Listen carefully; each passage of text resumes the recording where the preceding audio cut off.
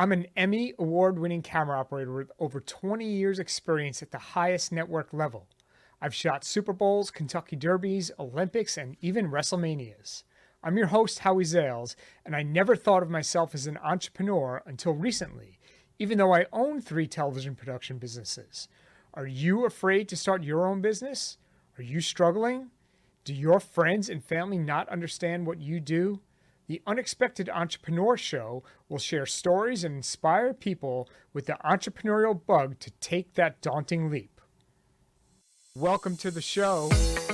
How did you get into this? It was super unexpected. That's why I love the title of the show. I say, man, if they can do it, I can do it. I got to figure out how to spell that damn word if I'm going to be calling myself an entrepreneur. I still can't. It's so funny. My father was selling knishes and sold my mom a knish. That's amazing. What a sale. You had red hair for about the first 20 minutes I knew you, and then it went gray.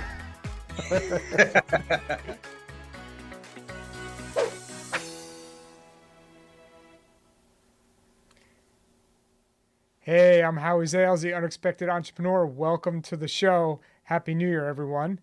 Today's guest, Tim Melanson, is a web developer, technical expert, and founder of Creative Crew Agency. Tim also created the podcast called Home RockStar, which helps new entrepreneurs navigate the challenges of self-employment. Until the pandemic, Tim earned a good chunk of his living playing gigs as a singer and guitarist. Tim, welcome to the show.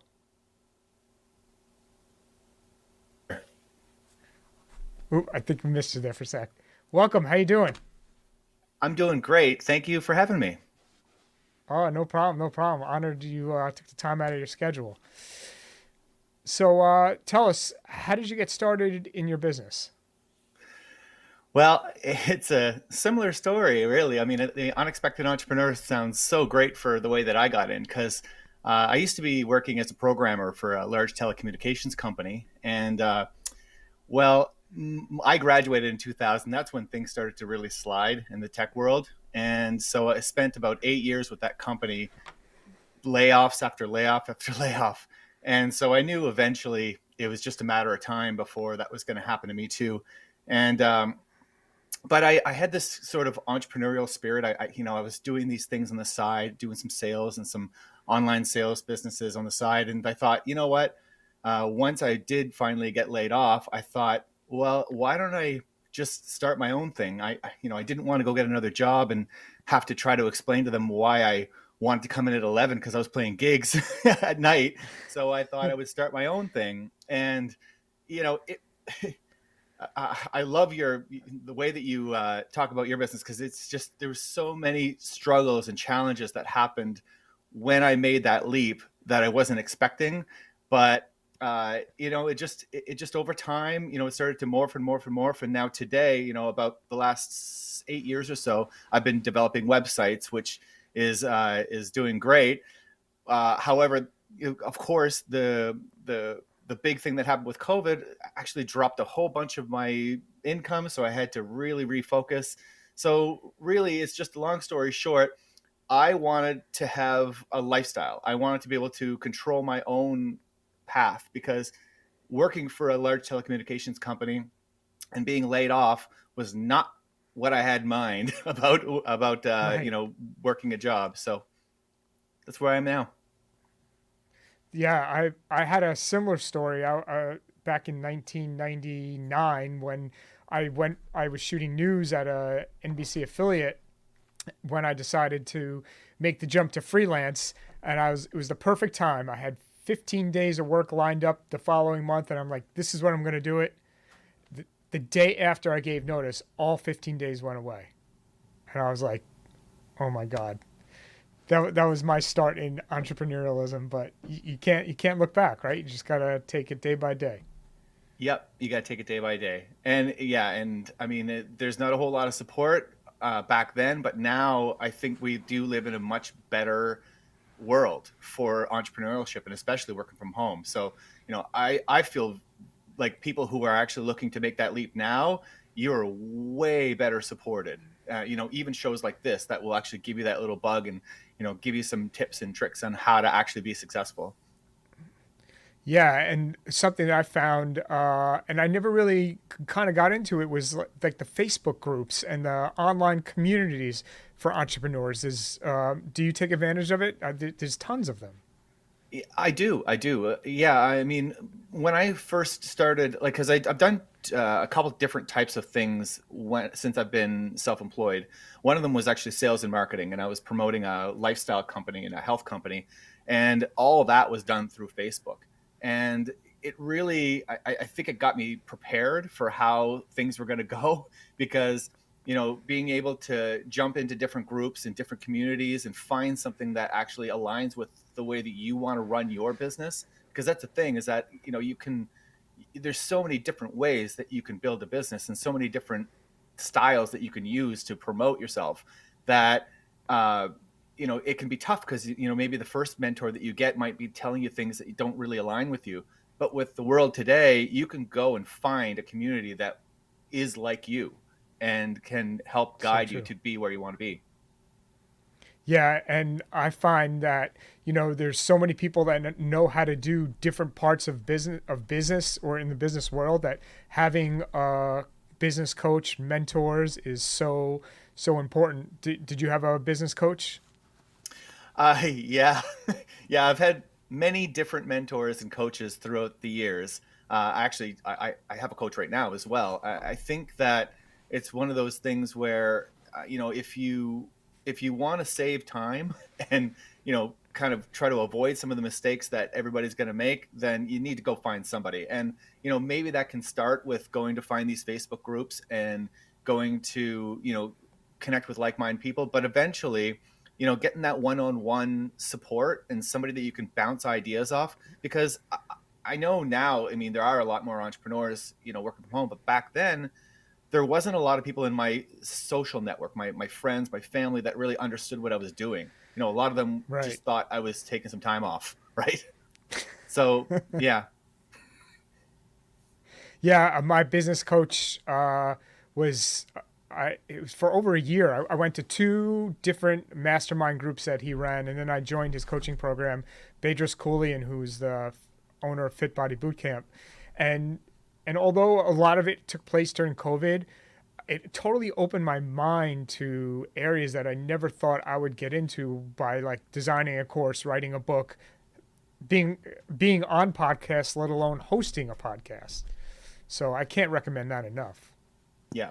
Yeah. I think there's two separate reasons why I look for coaches. Number one would be I need to learn something. There's something that I need to get better at. And so I need a coach to help me work through that. But then the other one is for accountability, and really Right. somebody who's going to tell you like it is. Because your friends, they want to make you feel comfortable. So they're just like, oh, don't worry about it. But a coach, the right coach, will say, no, no, no, no. You got to get off your backside and get to work. Right.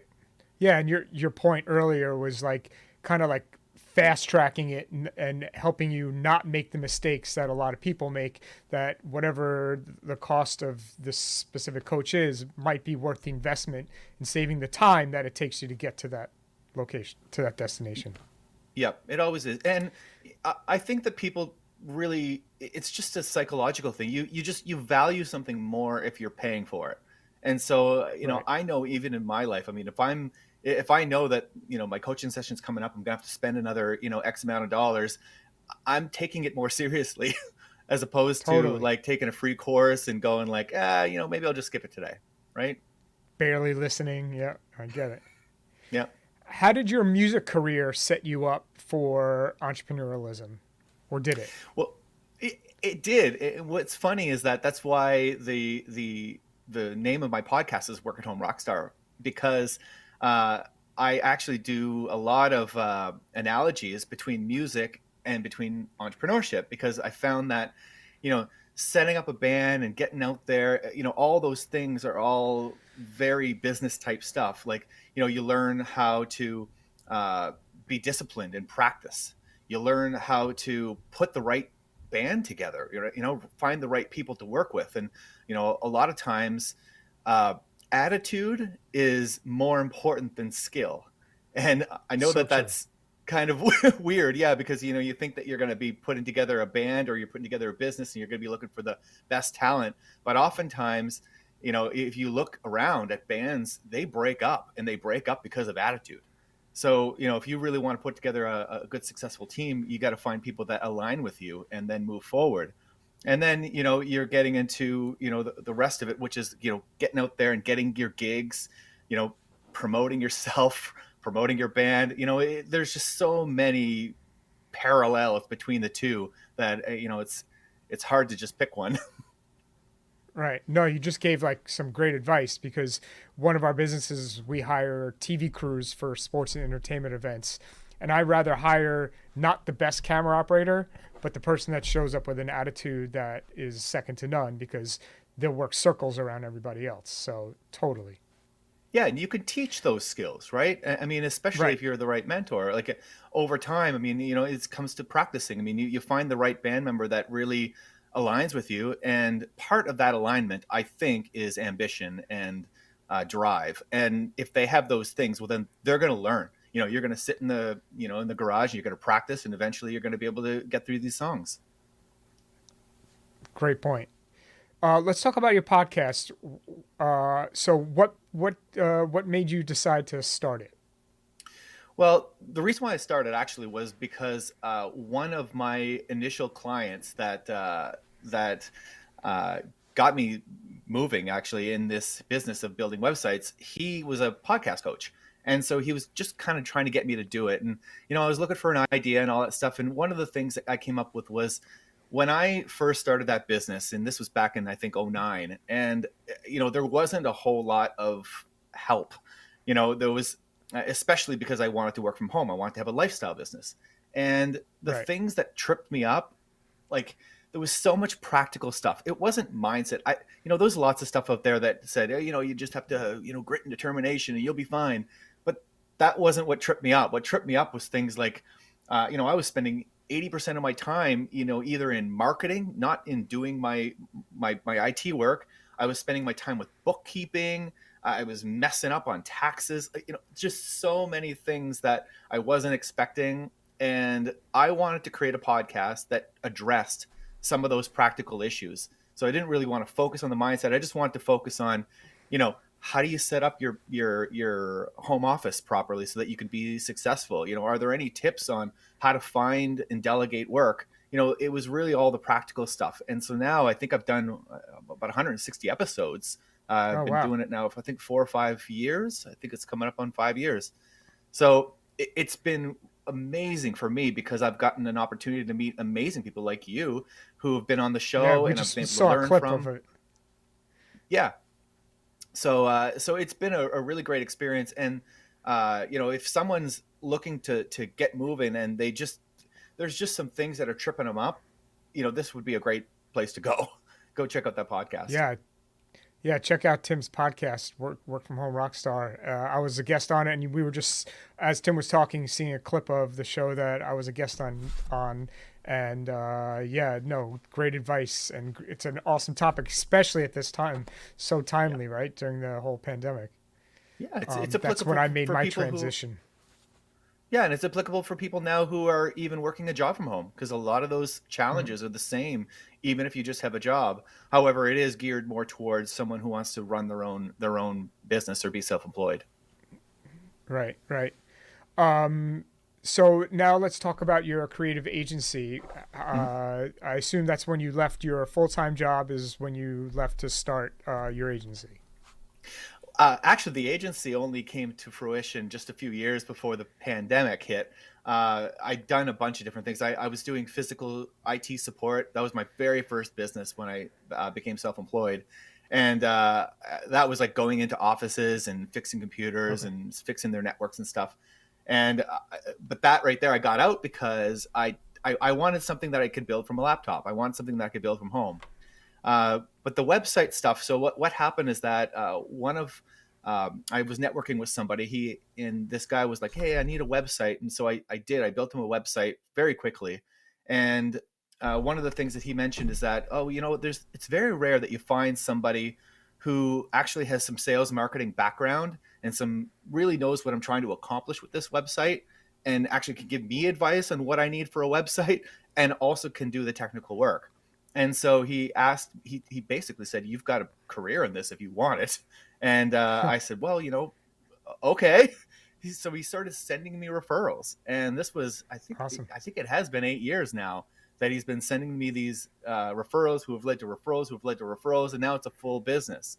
And about 2 years ago, I had an idea that, I'm a tech person, and I do have some design skills, but it's mostly tech for me, and sales and marketing and that kind of stuff. And what I needed somebody who is as competent in designing, in building layouts and building custom designs as I was. So I ended up looking for some people, and eventually my spouse is now my partner in this business. She actually just left her job a few months ago to be doing this with me. And so now between the two of us, and we do have a couple other people, we're all self-employed. So we all have our own businesses and our own clients external to Creative Crew Agency. Oh, okay. But what we do is we bid on projects together that are a little bit larger, that if someone wants a full custom website, or then we can work together to build this site. And, it just cuts out a lot of the overhead, because we're providing an agency quality website for the price of a self-employed website. Right. Yeah.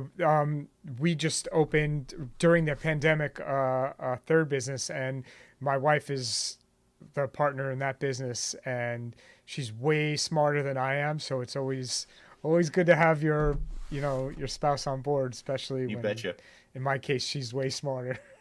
Yeah, yeah. And you know what? Maybe at some point I'll start a podcast on the challenges we face as a couple working together. I think we could do a show together. Absolutely. Yeah, for sure. But I mean, You mean I can't ask you a business question at 9:30 at night as you're falling asleep? Yeah. Guilty. Yeah. Me too. Me Yeah. too. So, what makes a good site, a bad site?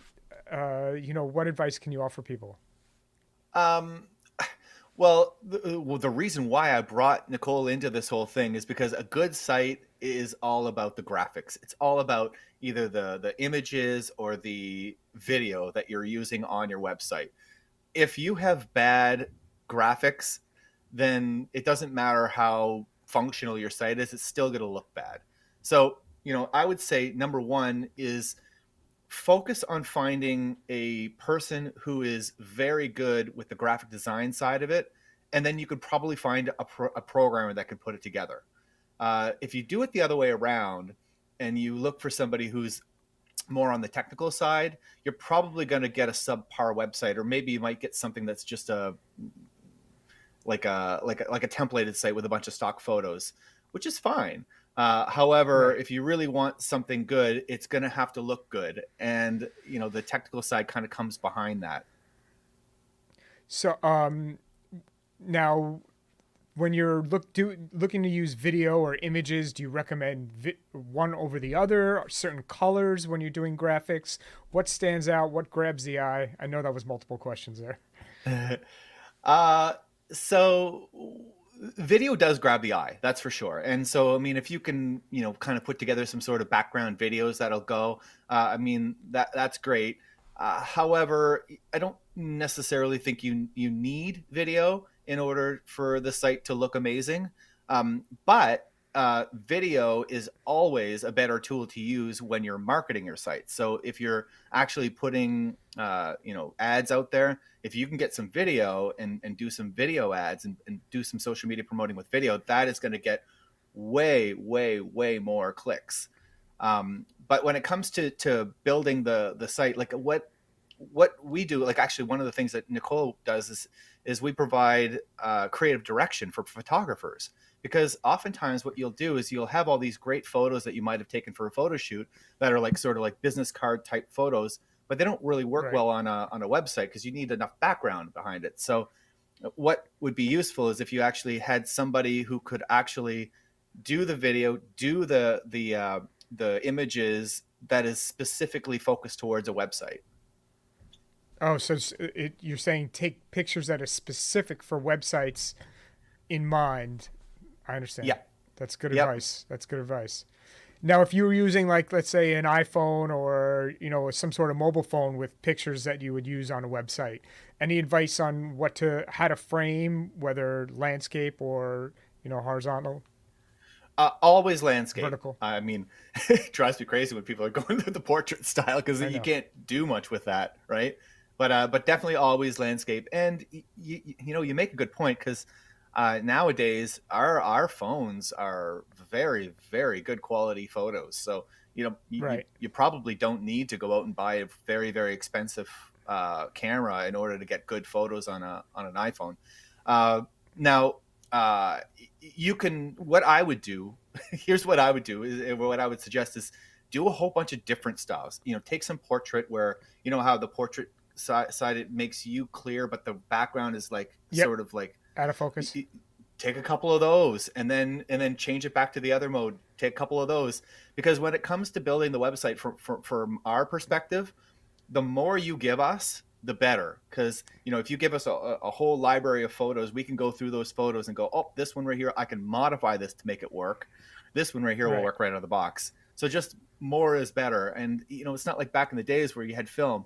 You have tons of space on your phone, just take a bunch of photos, a bunch of video. I couldn't agree more. That's great advice. Great advice. Um, so now you used COVID was part of your pivot. How did it affect your business? Did it affect your website business at all? It did, and it sort of. I was looking at the numbers with my coach the other day, and it kind of went like it took a little dip right at first, and then it just exploded upwards because when COVID hit, there was a lot of people that were very uncertain at first. So there was some projects that kind of got put on hold. Oh, we're not sure what's going to happen. But then I think people started to realize that now's the time that we need to get our business online. And so it really did help. It's just that, and this is a sort of a law, I guess, that I've learned over the years, is it takes three months to create momentum. So 3 months Mhm. from now, if you start hustling, you're going to have some momentum in your business. And if you stop hustling, then in 3 months from now, your business is going to take a big dip. Dip. So it did take some time to sort of refocus, and it's a good thing that I knew that, because I didn't lose a lot of motivation. I knew it was going to take me 3 months before I was going to be in a decent place, and so but I think a lot of people experience that. I don't know if you've experienced that. It takes Yeah. a time to build that momentum. And also with entrepreneurialism, there's the peaks and valleys, and it's all over the charts. Um, to be an entrepreneur, you have to have a certain mindset, which comes along with routines and things like that to make you successful. Do you have a morning routine or daily routine that you follow that helps or works? Uh, I do, yeah. So and this has sort of evolved over time. However, now what I have is I have a checklist of things that I need to do in the morning, including eat well, take some time to psych yourself up, or do some meditation, and then get into your major tasks. Now, this is a tough one because a lot of times checklists are great because you could check things off, but on the other hand, checking a bunch of things off that aren't important are gonna eventually catch up with you. So it would be better if you spend some time either the night before or the morning of to plan the day, figure out what the biggest thing you need to accomplish today is, and start working on that immediately. Another one is depending on your business. I mean, if part of my business is handling fires, so I do need to check my email. But if your business is one of those businesses that doesn't really handle fires, I would suggest you leave your email off, your social media off for the first half of the day. If you Yeah. can do that, then you're going to be way more productive because you won't get sucked into that rabbit hole of busy, busy, busy on things that don't matter. Yeah, we have similar routines. Mine starts actually Sunday when I start planning for the week, because I have certain days I do certain things. Like, for the business, and then every night I plan for the morning the next day, because certain things come up during the day that you need to get done, and I'll do those 2 or 3, 4 things first in the morning when I wake up at 4:30, 5 o'clock in the morning, and get started. I'm not as Great early advice. though. Oh, really? I'm a musician. Yeah, I like you're to a stay music up guy, late. so you're a music guy, right? Yeah. I've been snoring at least twice by 9 p.m. Wow. Wow. I've fallen asleep Okay. and woken up and fallen asleep again. Yeah. Well, and you know what? I think that there's something to be learned there because, depending on your style, I mean, there are some people that work very, very well early in the morning. And then there's some people that work very well at night. I know that Right. I'm a night worker. And I think that is one of the things that is very important about, a lot of people start their business because they want a certain lifestyle. However, the bottom line is that you got to work at some point. And I know that, you're like, oh, I just want this time flexible and freedom. But eventually you're going to have to create routines. You're going to have to create schedules, and you're going to have to be disciplined in all those things. So just because you don't have a boss breathing down your neck telling you what to do, you're going to have to figure out how to be your own boss, which is way harder than blaming it on somebody else, right? Totally. Tim, where can our audience find you on social media? Oh, on social media, you can go to find me on Facebook. That's my preferred method of contact. But yeah, it's Tim Melanson, facebook.com/Tim Melanson. You can also find me on LinkedIn. You can also find me on Twitter and Instagram. I'm through all the social media channels, but Facebook and LinkedIn are the ones that I use the most often. Awesome, and we'll include all those in the show notes for the audience. And if you need a website designed or any graphics designed for your website, contact him. Him and his wife and staff will be happy to help you. Tim, it was an honor and a privilege, and I can't thank you enough for taking the time out of your busy schedule to join us today. Oh, thank you so much for having me. This has been a lot of fun. I really appreciate it. Thanks so much. Have a great day, Tim. Take care. Today's show was brought to you by the team at Veridity Entertainment Services, VES. If you need content delivery, please contact the team at VES for your next production. Why let any social media platform control the ads on your content? Constantly evolving algorithm changes can have a huge negative impact on your following. All you need is your own content network, and Veridity Entertainment Services, VES, can help you create that. Content delivery has never been so easy and powerful. Our state-of-the-art technology can help you create an amazing private labeled experience. We create virtual or hybrid events and corporate meetings with guests from around the world to take your content to the next level. Control, elevate, and own your own content. Well, that wraps up our show for today. Thanks again to our guest, Tim Melanson, for joining us. We'll see you next week. Take care.